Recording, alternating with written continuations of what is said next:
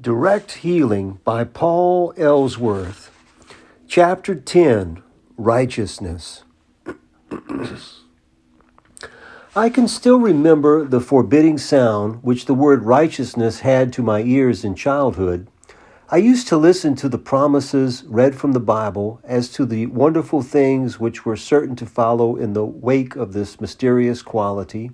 And I am afraid that I weighed the matter in rather a cold-blooded way, and decided that the results were not sufficient recompense for the cost of their purchase through righteousness. I know now I was not alone in this belief. Righteousness, as usually described and elucidated from the pulpit, is a quality well fitted to take the joy out of life on earth or in heaven. There is in it a suggestion of puritanism, asceticism, cold superiority. You know the vague but disturbing sensations which are awakened by the connotations of the word. But these things are not even distantly related to righteousness. And as you go forward in the ways of the new thought, you will discover that righteousness is merely another name for rightness, the science of doing everything that comes up in the right way, which is always God's way. And so it is no wonder that remarkable things are promised to those who are filled with the spirit of righteousness. Righteousness delivereth from death. Righteousness exalteth a nation. The kingdom of God is righteousness. You see, this condition of mind and body in which each act is performed in a simple, direct, and scientific way cannot help producing supremely satisfactory results. It is the modern doctrine of efficiency, robbed of all the limitations which narrow vision and selfishness have imposed upon it. Suppose that you were to wake up some morning filled with a new energy and enthusiasm. Suppose that your health was perfect, with a perfection which you had never dreamed of before, that the old tendencies to impatience and dislike and suspicion were gone, and that in their place was a serene kindliness, founded on and maintained by a consciousness of God's love in your own life. Suppose your work came easy, and everything which you attempted to do did swiftly and perfectly, in a way that would most benefit you and all who came in contact with you. Would you protest against this change from old conditions to new? Well, all of these details are a small part of righteousness. It is the divine science of efficiency. It is very interesting to notice the way in which this perfecting principle of righteousness becomes gradually more and more effective in the life of the disciple of spiritual living. Almost invariably, it is in the beginning an unrecognized and undesirable quality. The thing really sought is something in the way of healing, bodily healing or financial healing. Very often the beginner stipulates or tries to stipulate that he is not to be bothered with religious things. He wants healing, not preaching. But in turning toward the Spirit for this healing, he has demonstrated that he is ready for the beginning of the regeneration, and automatically and unfailingly he has brought into his life the seed of righteousness. It may be a long time in sprouting and in growing to recognizable proportions, but it is there, struggling toward the light, through the subsoil of his subconscious thought, day and night. Gradually and lovingly, the Father is leading him whither he thinks he would not go. Things which once seemed supremely worthwhile and important gradually come to be seen in their true light, and the desire for them ceases. Then a reaction comes. Carnal mind discovers the drift of this new growth and is terrified at the change which is being wrought. With all of its crude strength, it fights against the Spirit, and for a time it seems to be regaining what it has lost. The student plunges again into the old ways of living, perhaps ridiculing the theories which indeed are ridiculous to the eyes of the flesh. But the seed is there, and unlike its physical prototype, it cannot be killed. It may lie dormant for months or years, but when the time of reaction and retrogression is fulfilled, when strength for another forward march has been stored up, the journey toward righteousness is resumed. The third stage in the journey is reached when the learner recognizes the beauty and advisability of the new way of living in all its ramifications of changed habits and cries out, "I believe, help thou mine unbelieve." The spiritual man accepts and calls for the quickening of the lower consciousness, which shall enable it to lay off the old worthless and meaningless habits. Nor is this a journey toward that forbidding puritanism of which we have spoken. The things that are laid aside are makeshifts, dead symbols of the living reality. The journey of adeptship carries the neophyte always from the less to the greater. Nothing is discarded until something better is at hand. It is in this stage of the journey toward righteousness that many difficulties arise. The spiritual understanding and even the intellect recognize certain habits, apparently fixed modes of thinking and acting, as distinctly unscientific and worthless. But they are rooted somewhere in that dark and apparently unpenetrable region of the subconsciousness. When I would do good, evil is present with me. I would be serene and effective, but I have formed habits of anger or irritability, or of the negative living of sensualism. How can I be saved? Salvation, here as everywhere else in this matter of regeneration, lies within. No external personality can hypnotize you out of your false thinking and acting. And if you plead with God as with an exterior and separate power, who may or may not help you, your prayers will not be answered. Indeed, your trouble in the latter case will probably be aggravated. The principle back of all success is self-recognition. You must learn to see your real and perfect self so intently and persistently that you will begin to live in him rather than in the old delusion, nature, which has so long mastered you. You have used your creative power to create a cramping shell, which you have called myself. Now you must return to your Father's house. This matter of self-recognition is one to which little practical attention is given, in spite of the fact that it is the force back of the mighty affirmations and denials of all metaphysical healing. Let us suppose, for instance, that you are a slave to the tobacco habit. How are you to use self-recognition to free yourself from it? Well, you are to go into your closet or your quiet, darkened chamber, if possible, and put your body in a position of rest. Then you are to choose one of the formulas for self-recognition which the Christ used. I and my Father are one. This is a key which will unlock any door in the universe.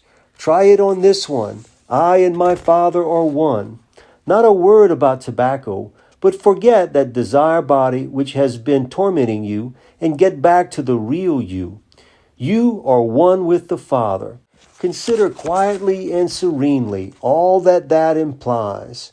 You are strong and clean and gentle. Purity is as natural to you as warmth is to sunshine. Don't try to force anything. Don't try to attack the tobacco habit. Don't even consider it. It arose from false conceptions and was made possible by them alone. Get back to the truth about yourself, and this habit, together with everything else that is futile and negative, will drop away. And this is what affirmations really are. They are more or less dynamically phrased statements of your eternal and fundamental oneness with God. An affirmation does not nullify any law. It recognizes the truth in the creative realm, sets the automatic creative forces at work in new and better lines, and these automatic forces inevitably work out to new and better results. And right here comes the reason for much failure to demonstrating. If you use affirmations with the idea that you are attacking a positive evil, in the case we have been considering, for instance, if you try to attack the tobacco habit and to destroy it with your affirmations, you will not be very successful. Bad habits are a result of twisted thoughts. Straighten your thoughts about yourself. Take time for serene self-recognition, and you will lose your magnetism for these iron filings, and they will drop away of themselves. Your twisted thought currents were the attracting current. The scientific way of using affirmation is simply to contemplate serenely and with absorbed and unwavering centered interest your own innate perfection.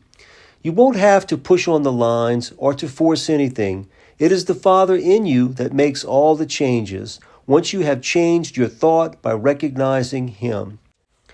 And what are denials? Well, they are an indirect way of using affirmations.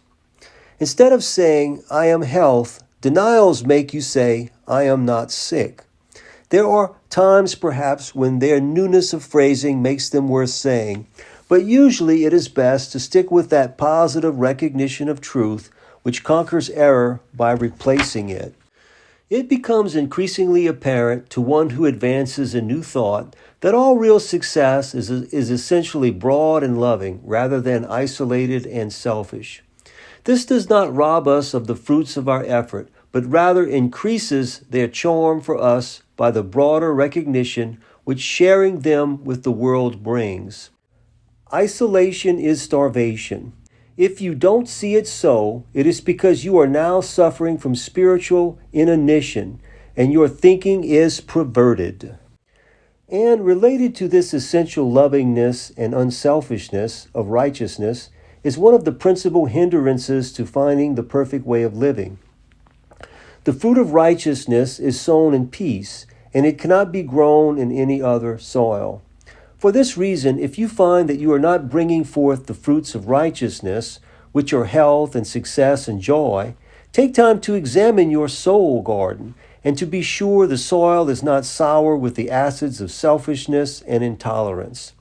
Be honest with yourself. Are there no enmities, jealousies, envies, or perhaps just plain dislikes lurking within? Have you forgiven that man who cheated you or that woman who lied about you?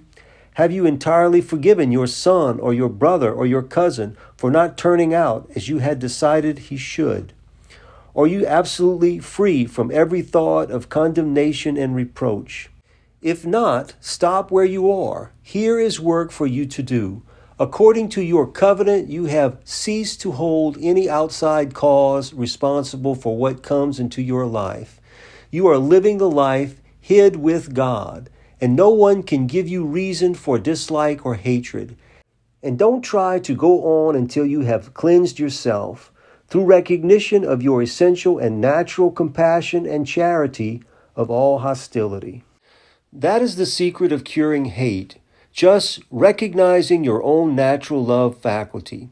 Say to yourself, I and my Father are one in love and compassion, and at all times I manifest His serene kindliness and sympathy and understanding patience. Insist on seeing yourself in this light. When injuries seem to come to you, don't let the barbs of indignation and ill will fasten themselves to your mind. Like all barbed things, they will work deeper and deeper if you do not pull them out at once, and the time will come when they will penetrate into your subconsciousness. You will forget apparently, but deep down in your soul reservoir, you will go on doing their work, and eventually they will show forth in imperfections in your physical body. Righteousness, rightness, cannot be built on any such foundation. A different sort of barrier to realizing that spirit of righteousness, which sometime we must all attain, lies in a misapprehension as to the nature of prayer. Sometimes I am asked, if prayer is creative, if I am to pray with the assurance of obtaining all that I desire, what becomes of God's guidance, His overshadowing direction in my life? Most of us were taught to pray with the clause added that everything we asked for was subject to God's will. If it be thy will, we desire health, or whatever we did desire. The two beliefs in regard to prayer are not reconcilable, are they?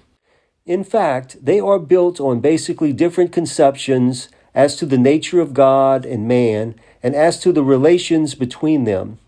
The old theological idea was that God was a sort of super king, living up in the clouds and interfering at will in the affairs of men.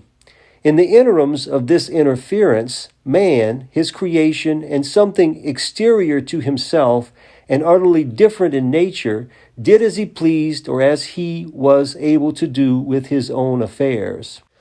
Prayer was in the nature of an appeal to the umpire to change the rules of the game or to interfere for the benefit of one of the players. Naturally, there was a good deal of doubt as to the wisdom of granting such an appeal, and it was made subject to God's decision. Usually there was a secret sense of its being a mighty foolish thing for him to interfere at all under the circumstances, and of its being unlikely he would interfere. Now, righteousness must be found on different relations than those between God and man. If we are utterly different from our Creator in nature and limitations, it will be impossible for us to do His work as He would have us do it.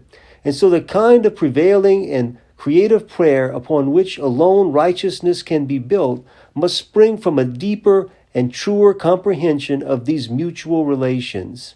It is both legitimate and desirable for us to pray and receive as the direct result of prayer rather than as an indirect and uncertain result, because we are not servants or interlopers but children of God.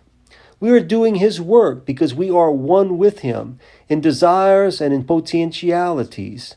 And instead of asking that our prayers shall be answered, if they are best, we are to learn to live so fully the Christ life that we will have no tendency even to consider anything which is not best. We are to demonstrate wisdom in our praying, as in every department of our living.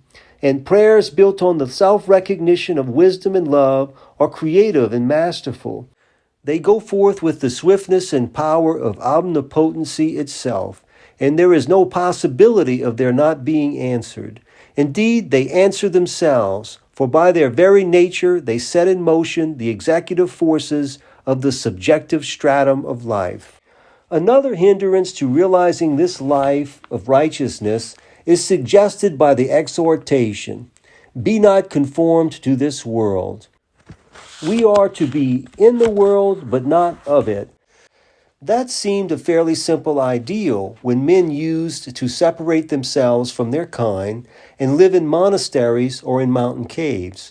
But how are we, who are to do the work of the world and to create and to perfect even as we see the Father doing, how are we of the new thought to understand and apply this command? I think the meaning of these and similar commands is plain. We are to be in the world. That is, we are not to separate ourselves from others in the way of building up monastery walls or going into the forest or the mountains and living the lives of hermits. We are to mingle with those of our brothers who have not yet come into the light, but we are not to be of them in their ways of thinking or acting. We are to do our work from new motives. The men around us look only to themselves, usually in conducting their affairs. We are to look out for our neighbor as ourselves, and in everything we do, we are to consider the result in the thing accomplished, rather than in the monetary reward attached to it. If a thing is not worth doing for its own sake, it is not worth doing for any sum of money that could be offered. And as this ideal of separation from the selfishness and ignorance of the world grows, we find that there are many things which mankind has heretofore taken as a matter of course, which have become meaningless to us. But we are a separate people. The fears and the rewards which have urged others on, often to their own undoing, are not for us. Our reward is a higher one than the world is capable of understanding. Not an indefinite and unsatisfying future heaven, but a heaven here and now, joy in our work, assured success in every undertaking, abiding and abounding health, serene love and understanding. These things would not all appeal to that condition of mind which constitutes the world. For the world is a condition of mind, but we are beginning to know the truth, and this truth has freed us from many of the misconceptions of the old treadmill life. And so, as the wisdom of spirit permeates and perfects our understandings, we are able to see this state of living called righteousness in a new light. It comes to represent a condition of scientific effectiveness in which the desires and emotions and the mental and physical powers are harmonized and made to work perfectly together. We perceive that this condition of righteousness is a matter of growth against which, in its beginnings, we struggle blindly, but whose growth we can expedite when our eyes are opened to the truth. We find, too, that in overcoming the hindrances to leading this new life, we have a mighty weapon in the use of affirmations and denials, and that these are based on self-recognition, the recognition of our innate and basic perfection. In this way, by recognizing our true selves, separate from and above the power of every useless and negative thought and action, our evil habits are to be shed as the oak sheds its leaves. Selfishness becomes apparent in its true light as a condition of thought and belief which shuts us off, not from the encroachments of those who would rob us, but from the central reservoir of supply and abundance. We find that we must drop all of our old grievances and enmities, that we must give love and love only to all the world, to every living creature. As a help to making all of these changes, we consider again the true nature of prayer and of that relationship of father and child existing between God and ourselves, upon which effective prayer is founded. And in conclusion, we note the characteristics of that sort of separation which must be established between us and the carnal thinking and living which constitute the world. It is a separation in motive and belief, we discover, rather than in space. And like all else relating to this mighty subject of righteousness, its effect upon us is to make us more effective, more practical, more fully alive and joyous than we have ever been before. End of chapter 10 of Direct Healing by Paul Ellsworth.